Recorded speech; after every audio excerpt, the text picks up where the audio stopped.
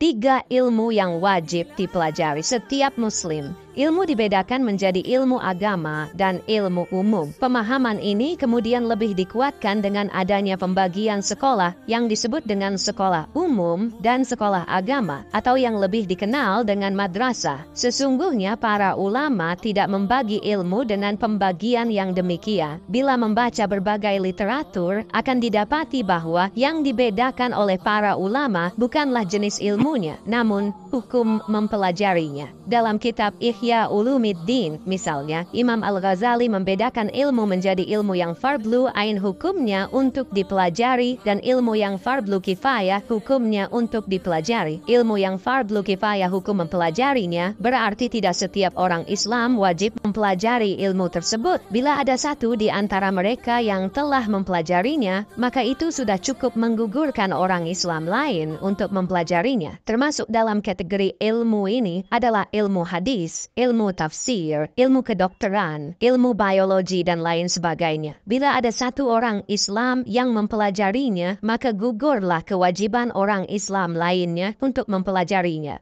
Sedangkan ilmu yang hukum mempelajarinya adalah fardhu ain, maka ilmu ini tidak harus dipelajari dan dipahami oleh setiap individu muslim. Tak ada celah bagi seorang muslim untuk tidak mempelajari ilmu pada kategori ini. Lalu ilmu apa saja yang hukum mempelajarinya termasuk dalam kategori fardhu ain? Menurut Syekh Zainuddin Al-Malibari, di dalam kitab Mandumatu Hidayatil Adzkiya ila Tharifil Awliya, di mana kitab ini diberi penjelasan oleh Sayyid Bakri Al-Makki dalam kitab Kifayatul Atqiya wa Minhajul Awliya, bahwa ada 3 ilmu yang wajib dipelajari oleh setiap orang muslim dengan kewajiban fardhu ain. Ketiga ilmu itu adalah ilmu yang menjadikan ibadah menjadi sah, ilmu yang mengesahkan akidah, dan ilmu yang menjadikan hati bersih. Dalam kitab itu Al-Malibari menuturkan, pelajarilah ilmu yang mengesahkan ketaatan, mengesahkan akidah, serta mensucikan hati. Ketiganya ini fardhu ain hukumnya, ketahuilah, amalkanlah, maka terwujud keselamatan dan kehormatan. Inilah 3 ilmu yang setiap orang Islam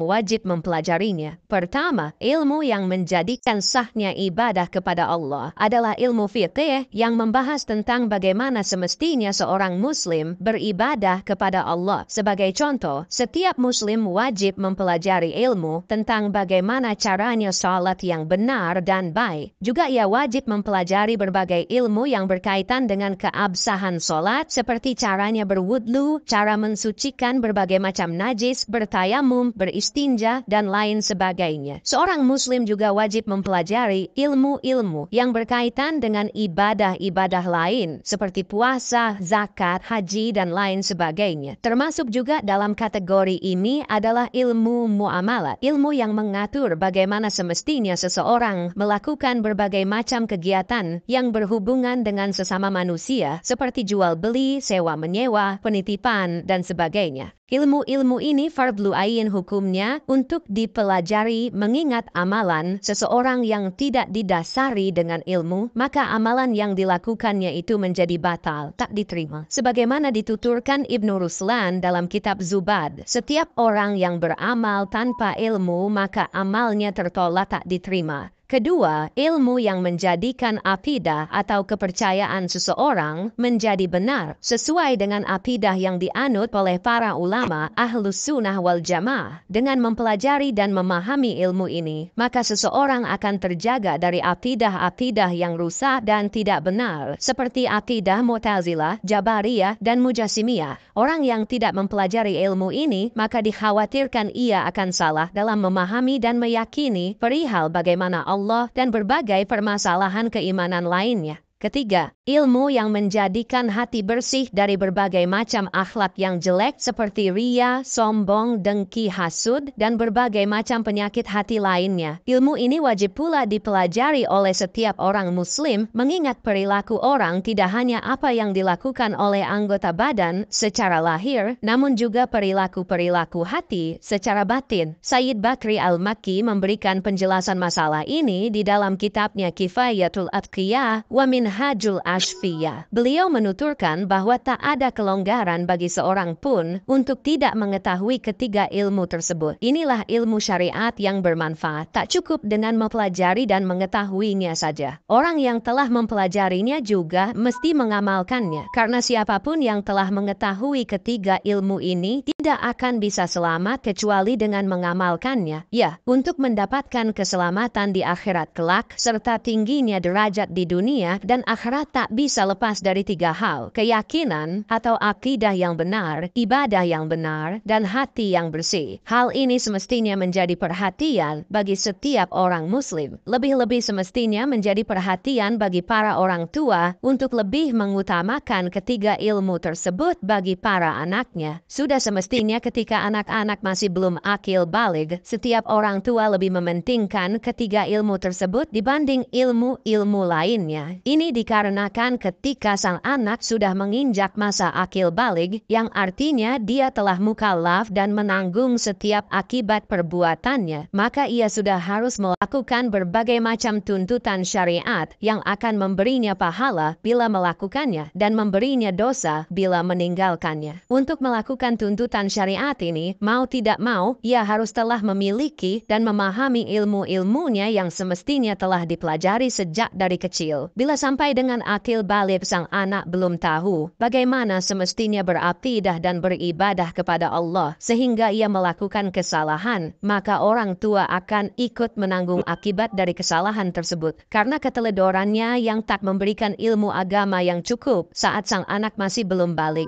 Tidak salah memberikan berbagai macam ilmu ketika anak masih duduk di bangku sekolah dasar sebelum anak akil baligh. Tetapi adalah kerugian yang besar bila orang tua tak memperhatikan dan tak memberikan ilmu yang cukup bagi anak untuk kelak ketika ia telah akil baligh berhubungan dengan Tuhan dan sesama makhluk.